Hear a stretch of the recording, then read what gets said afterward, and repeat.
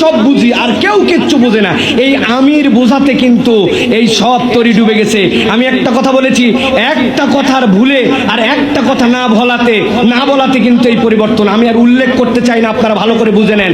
ভালো করে জানতে হবে যে আমাদের দেশ চালায় কিন্তু রাজনীতিবিদরা। আমরা মনে করি ডিসিএসপি অনেকে দেশ চালায়, কিন্তু এই জায়গায় যদি টেকসই এবং সঠিক পরিবর্তন না হয়, সেই আগের পচা মানুষের রাজনীতি যদি থাকে, তাহলে আমাদের জন্য কোনো পরিবর্তন হবে না।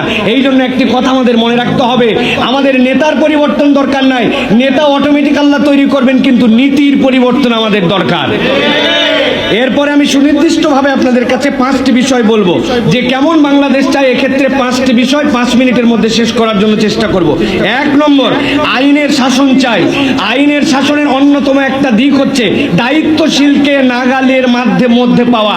প্রধানমন্ত্রী, রাষ্ট্রপতি তারা এমন এক কবজার মধ্যে থাকবেন, কোনোদিন তাদেরকে দেখবে না।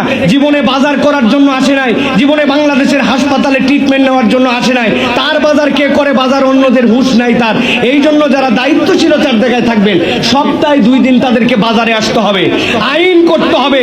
ডাক্তার প্রেসক্রিপশন করে রেফার করার আগ পর্যন্ত বিদেশে কোনো ট্রিটমেন্ট চলবে না, স্থানীয় হাসপাতালে তার ট্রিটমেন্ট নিতে হবে।